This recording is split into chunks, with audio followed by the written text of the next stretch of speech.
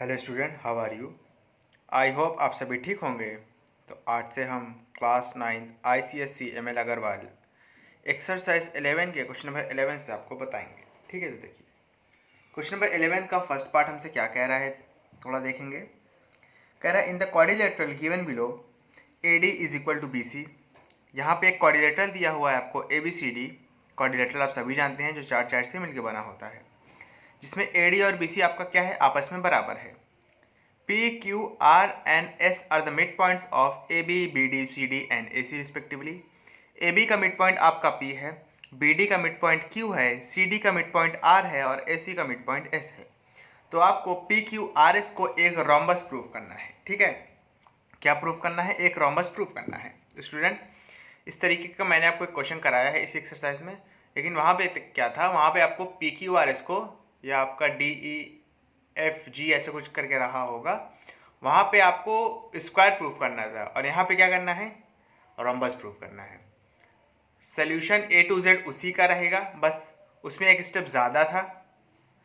Square दिखाने के लिए वर्टेक्स एंगल को 90 डिग्री दिखाना पड़ता है, वहाँ पे हमने वो दिखाया था। यहाँ पे बस चारों साइड को इक्वल दिखाएंगे तो हम क्वाड्रिलेटरल को कह सकते हैं PQRS की एक रोम्बस होगा। क्या करेंगे, PQRS की सारी साइड को आपस में इक्वल दिखाएंगे, उसके बाद हम कहेंगे कि PQRS क्या है, एक रोम्बस है। ठीक है, चलिए, समझ में नहीं आएगा ज़्यादा, जब करूँगा तो समझ में आ जाएगा। बहुत आसान है, देखिए सिर्फ और सिर्फ मिड पॉइंट थ्योरम के स्टेटमेंट का हम यहाँ पे इस्तेमाल करेंगे। देखिए क्या करेंगे, थोड़ा सोल्यूशन।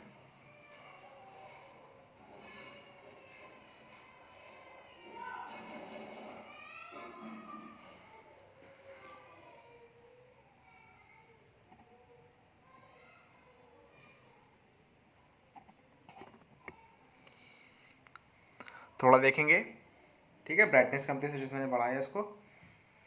देखिए सबसे पहले हम बात करेंगे DAC ट्राइंगल की, किसकी, इन ट्राइंगल DAC, किसकी बात किया है, DAC ट्राइंगल की हमने बात किया है यहाँ पे। ठीक है, किसकी बात किया है, DAC ट्राइंगल की।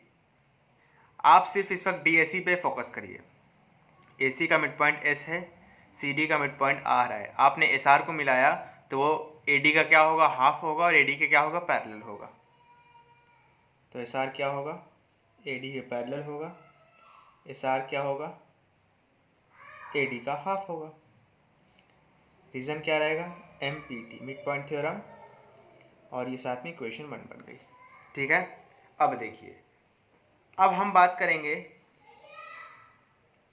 इन ट्राइंगल DCB की, किसकी, DCB की। इसमें क्या करेंगे ज़रा देखिए, DCB ट्राइंगल में जब मैं बात कर रहा हूँ तो आप सिर्फ DCB पे फोकस करेंगे। ठीक है, देखिए DB का मिड पॉइंट Q है, CD का मिड पॉइंट R है। आपने QR को मिलाया तो QR जब एक लाइन बनेगी तो वो BC का क्या होगा, हाफ होगा, और BC के पैरेलल होगा मिड पॉइंट थ्योरम के हिसाब से। ठीक है, ये क्या हो जाएगा, QR पैरेलल होगा BC के और QR आपका हाफ होगा BC का। ये क्या है आपका, ये है आपका MPT यानी मिड पॉइंट थ्योरम स्टेटमेंट 2। ठीक है, अब देखिए, अब हम बात करेंगे, समझिएगा थोड़ा सा, अब हम बात करेंगे ADB ट्राइंगल की। किसकी बात करेंगे, ADB ट्राइंगल की। तो क्या होगा ज़रा देखिए, इन ट्राइंगल ADB क्या होगा ज़रा देखिए। जब हम ADB ट्राइंगल की बात करेंगे, सिर्फ आप ADB पे इस वक्त फोकस करिएगा। DB का मिड पॉइंट Q है, AB का मिड पॉइंट P है। Q और P को मिलाया तो जो PQ या QP लाइन बनेगी वो AD के हाफ होगी और AD के क्या होगी, पैरेलल होगी। AD के क्या होगी, हाफ होगी। AD के हाफ कर दीजिए, सॉरी किसको हाफ करना है, PQ को ना। तो PQ होगा AD का हाफ और PQ होगा AD के पैरेलल। रीजन क्या रहेगा, mid point theorem, equation number 3। ठीक है, ये इतनी चीज समझ में आई। अच्छा, इसके बाद आपका एक ट्राइंगल और है यहाँ पे, एक ट्राइंगल और कौन सा ज़रा देखिए। ठीक है, एक ट्राइंगल और कौन सा ज़रा देखिए, एक ट्रायंगल है आपका, देखिए आप इसमें 4 ट्रायंगल है, ठीक है। आपका DAC ट्रायंगल हो गया, DAC हो गया, DCB हो गया, ADB हो गया, अब ACB बचा हुआ है। कौन सा बचा हुआ है? ACB ट्रायंगल बचा हुआ है, तो आप इसको यहाँ पे लिख लेंगे इन ट्रायंगल ACB। कौन सा ट्रायंगल लिया आपने? In triangle ACB। कौन सा? ACB। AB का मिड पॉइंट, हाँ AB का मिड पॉइंट P है, AC का मिड पॉइंट S है। आपने SP को मिलाया तो वो BC का क्या होगा? हाफ होगा, और BC के क्या होगा? पैरेलल होगा। तो आप यहाँ पे लिख लीजिए SP क्या होगा? BC का हाफ होगा, और SP क्या होगा? BC के पैरेलल होगा।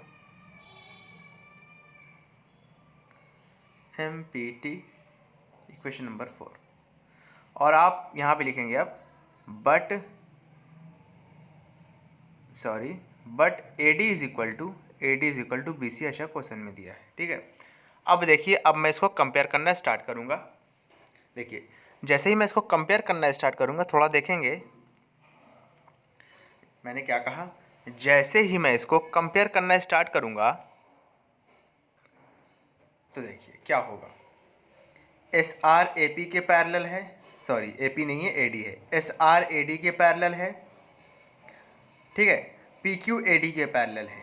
जब SR भी AD के पैरेलल हो, PQ भी AD के पैरेलल हो, इसका मतलब SR और PQ क्या है? आपस में पैरेलल है, ठीक है। उसी तरीके से इसको देखिए, QR BC के पैरेलल है, SP BC के पैरेलल है, QR भी BC के पैरेलल है, SP भी BC के पैरेलल है। जब दोनों आपस में BC के पैरेलल हैं तो QR और SP आपस में भी पैरेलल होंगे, ठीक है।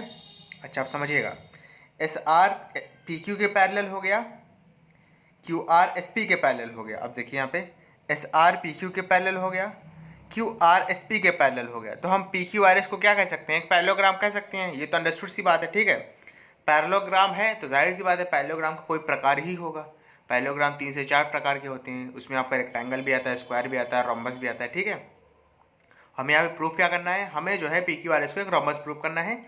हमने क्या किया है? हमने इसको पैरेललोग्राम दिखा दिया है। पैरेललोग्राम कैसे दिखाया ज़रा देखिए, SR AD के पैरेलल है, PQ AD के पैरेलल है, तो SR और AD आपस में पैरेलल हो गए, SR और PQ आपस में पैरेलल हो गए। उसी तरीके से QR BC के पैरेलल है, SP BC के पैरेलल है, तो QR और SP भी आपस में क्या हो गए? QR और SP भी क्या हो गए? आपस में पैरेलल हो गए। तो हम PQRS को एक पैरेललोग्राम कह सकते हैं, ठीक है। समझ में आया ना ये बात? पैरेललोग्राम दिखाना नहीं, लेकिन मैं आपको बताता समझाने के लिए बता रहा हूँ, ठीक है। अब समझिएगा, अब मेन चीज़ आती है, ठीक है। पहले मैं यहाँ पे लिख देता हूँ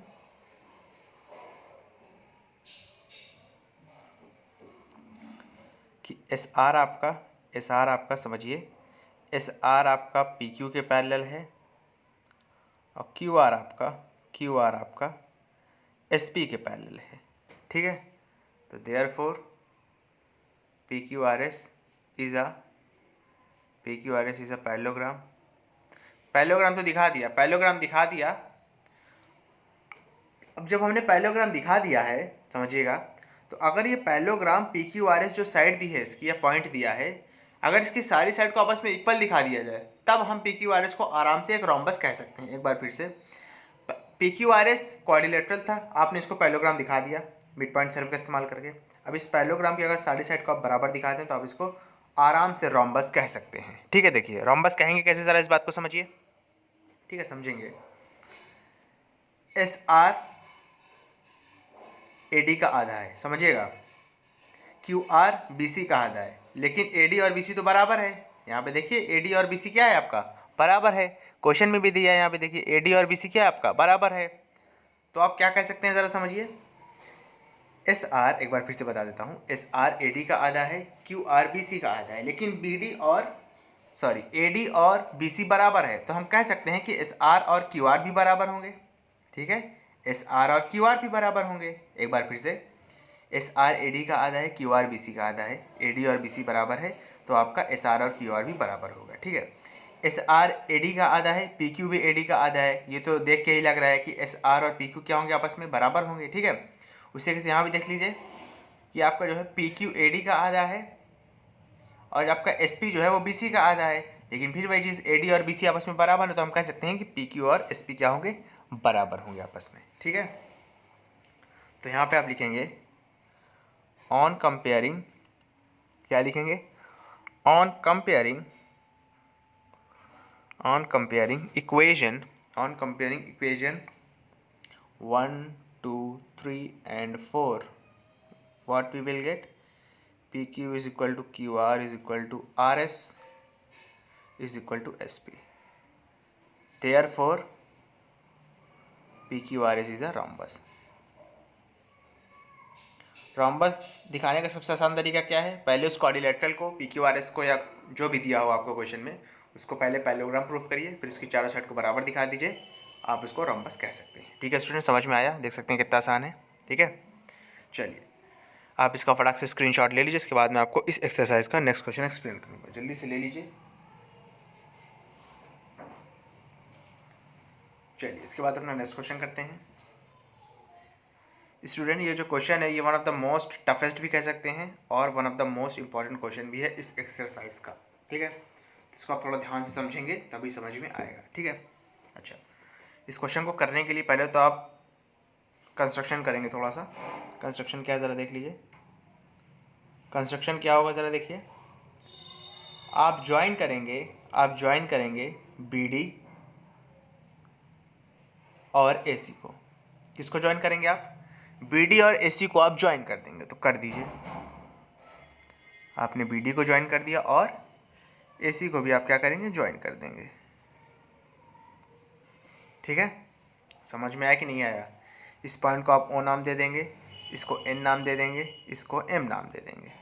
ठीक है, समझ में आया, या आप जो मन चाहे आप दे सकते हैं। ठीक है, और क्या करेंगे कंस्ट्रक्शन में, देखिए ये पहले नंबर का कंस्ट्रक्शन है, एक दूसरे नंबर का भी कंस्ट्रक्शन होगा। जी से आप एक लाइन बनाएंगे जो ए डी को जाके एच पे टच करेगी, एक बार फिर से जी से आप एक लाइन बनाएंगे जो ए डी को जाके एच पे काटेगी या एच पे टच करेगी, सच दैट जो जी एच लाइन बनेगी वो जो है आपकी ई एफ के क्या होनी चाहिए, पैरेलल होनी चाहिए, वो ई एफ के क्या होनी चाहिए, पैरेलल होनी चाहिए। ठीक है, तो यहाँ पे लिखिए G H parallel to E F. ठीक है ना, H is on A D, कह रहा है जी एच एक लाइन बनाइए जो कि ई एफ के क्या हो, पैरेलल हो, और एच किस पे होगा, ए डी पे होगा। ठीक है, तो भैया यहाँ से एक लाइन बना लीजिए आप ऐसे डॉट डॉट करके, इस पॉइंट को एच कहेंगे, सच दैट जो जी एच लाइन बनी है ये ई एफ के क्या होगी, पैरेलल होगी। ठीक है, इतनी सी बात समझ में आई। अब चलिए हम अपना क्वेश्चन शुरू करते हैं, सोल्यूशन अब हो जाएगा, देखिए आसान है। ठीक है, थोड़ा इस बात को समझेंगे। ठीक है, अच्छा अगर हम सी डी बी ट्रायंगल की बात करें तो सी डी का मिड पॉइंट ई है, सी बी का मिड पॉइंट एफ है, आपने ई एफ को मिलाया तो ई एफ क्या होगा, बी डी के हाफ होगा और बी डी के पैरेलल होगा। तो इसको आप लिखेंगे पहले कि इन ट्रायंगल, अगर हम ट्रायंगल सी डी बी की बात करें तो जो ई एफ बना है वो क्या होगा, वो हाफ होगा डी बी के और वो पैरेलल होगा डी बी के। What will be the reason, क्या रीज़न होगा ज़रा बताइए, रीज़न होगा आपका MPT मिड पॉइंट थ्योरम। ठीक है, इक्वेशन नंबर 1 नहीं लिखते हैं, ज़रूरत पड़ेगी तो लिख लेंगे बाद में। ठीक है, समझ में आई इतनी सी बात। अच्छा इसके बाद देखिए, अच्छा अगर अगर ई एफ और डी बी आपका क्या है, आपस में पैरेलल है मिड पॉइंट थ्योरम के थ्रू, अगर डी बी और अगर ई एफ और डी बी आपका पैरेलल है तो भैया समझिएगा, तो आपका जो है समझिएगा, ठीक है बताने जा रहा हूँ, ये एंगल क्या होगा, जो भी पता है उसको थोड़ा साइड में रखिए, पैरेलल वाला हिस्सा उसका कोई काम नहीं यहाँ पे। ये आपका काइट है, ए बी सी डी क्या है, आपका काइट है। काइट के जो डायगोनल होते हैं वो एक दूसरे को आपस में परपेंडिकुलरली इंटरसेक्ट करते हैं। एक बार फिर से, ABCD आपका कौन सा फिगर है? काइट। काइट का मतलब पतंग शेप का है। पतंग की जो डायगोनल होते हैं यानी जो सामने सामने की लेंथ होती है, तिरछी वाली जो लेंथ होती है, यानी कि AC और BD की मैं बात कर रहा हूँ, ये दोनों एक दूसरे को क्या करेंगे? 90 डिग्री पे इंटरसेक्ट करेंगे। यानी आपका जो एंगल MON या आप कह सकते हैं एंगल COB जो होगा वो कितना होगा? वो 90 डिग्री होगा। ठीक है, यहाँ पे आप लिख लीजिए angle MON is equal to 90 degree. What will be the reason? diagonals of kite intersect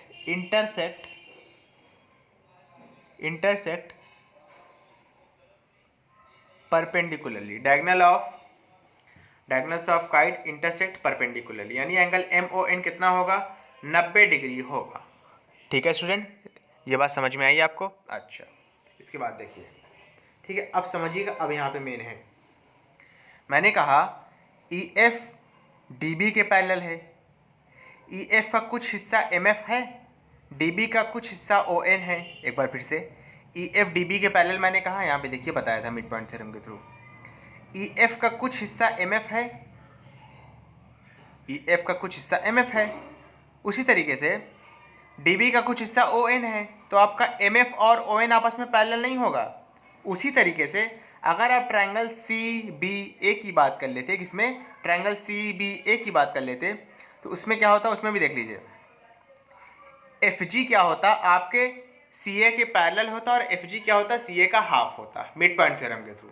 ठीक है, तो फिर हम कह सकते थे कि भैया FG अगर CA के पैरेलल है तो FN FG का पार्ट है, MO CA का पार्ट है, तो MN और OM या MO भी क्या होगा? एक दूसरे के पैरेलल होगा।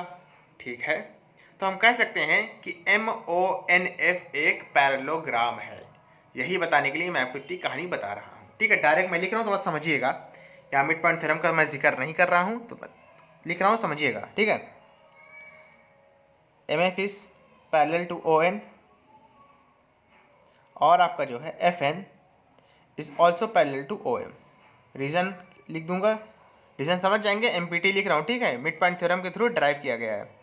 MPT ड्राइव्ड या डेरिवेशन, मतलब MPT के थ्रू उसको ड्राइव किया गया है।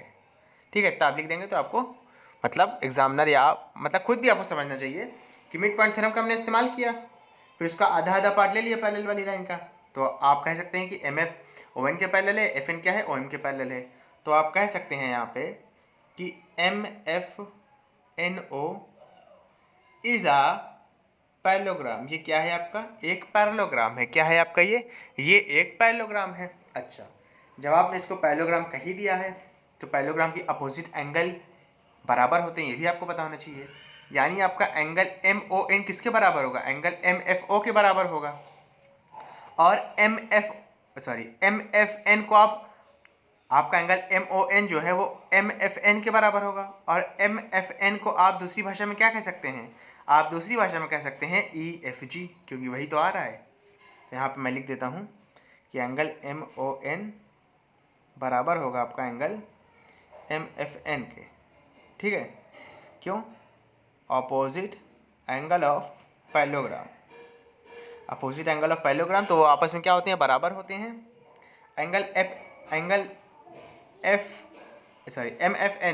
MFN यानी ये वाले एंगल को और हम क्या कह सकते हैं? EFG भी कह सकते हैं, एंगल EFG भी कह सकते हैं। और MON जो है अभी आपने निकाला ऊपर कितना है? 90 डिग्री है। तो आपका एंगल EFG कितना आ गया? 90 डिग्री यहाँ से आ गया। ठीक है स्टूडेंट, देख सकते हैं। आसान नहीं कहूँगा, थोड़ा कंसेप्चुअल है, तो आपको समझना पड़ेगा। ठीक है, समझ में है मेरी बात कि नहीं आई? ओके, अच्छा, उसके बाद क्या कह रहा है? The line drawn through G and parallel to EF bisect DA। यानी आपको बाइसेक्ट DA का मतलब है कि H को क्या दिखाना है? H को क्या दिखाना है? DA का मिड पॉइंट दिखाना है। बहुत आसान है, देख लीजिए, ये तो हो जाएगा, काफ़ी आसानी से हो जाएगा। ये तो converse of mid point theorem के थ्रू होगा। यहाँ पे मैं स्टेटमेंट लिख देता हूँ। इन ट्राइंगल DAB, कौन सा ट्राइंगल लिया? DAB triangle. ठीक है, G is the mid point of AB। G is mid point of AB। G क्या है आपका? AB का मिड पॉइंट है। ठीक है, अच्छा, इसके बाद क्या होगा? GH इज पैरेलल टू, समझिएगा, GH is parallel to BD।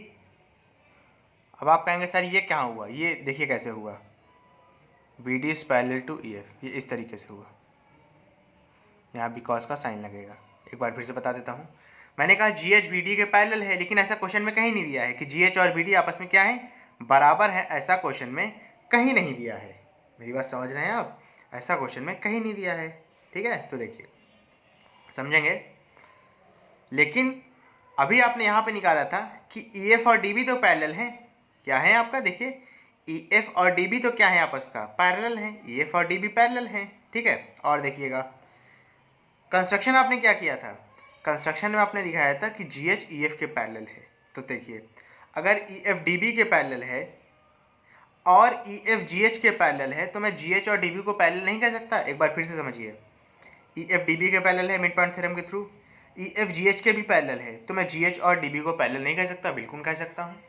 आप मेरे पैरेलल हैं, आपके पिताजी आपके पैरेलल हैं, तो मैं और आपके पिताजी आपस में एक दूसरे के पैरेलल होंगे, ठीक है।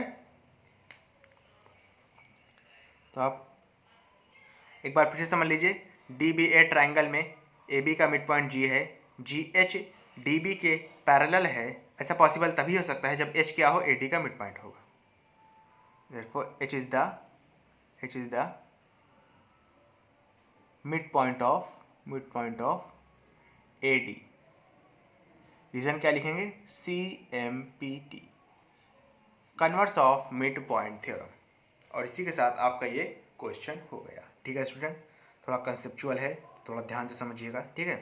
जब तक के लिए आप इसका स्क्रीनशॉट ले लीजिए, इसके बाद मैं आपको इस एक्सरसाइज का लास्ट क्वेश्चन एक्सप्लेन करूँगा, जल्दी से ले लीजिए। चलिए इसके बाद अपना नेक्स्ट क्वेश्चन करते हैं इस एक्सरसाइज का,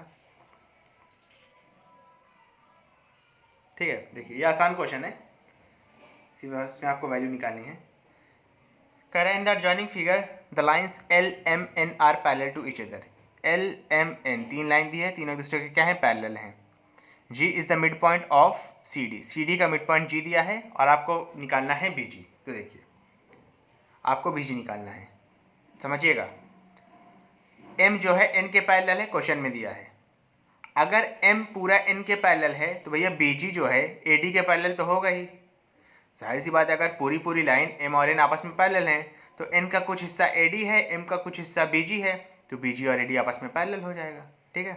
अच्छा समझिएगा, अगर मैं CAD ट्रायंगल की बात करूं तो CD का मिड पॉइंट G है और BG लाइन AD के पैरेलल है। ऐसा पॉसिबल कब हो सकता है, ऐसा पॉसिबल एक ही शर्त पे हो सकता है, जब B क्या होगा, B जब होगा AC का mid point by converse of mid point theorem, ठीक है स्टूडेंट। क्या होगा, bye converse of mid point theorem, ठीक है। तो मैं यहाँ पे डायरेक्ट लिख रहा हूँ, थोड़ा समझिएगा।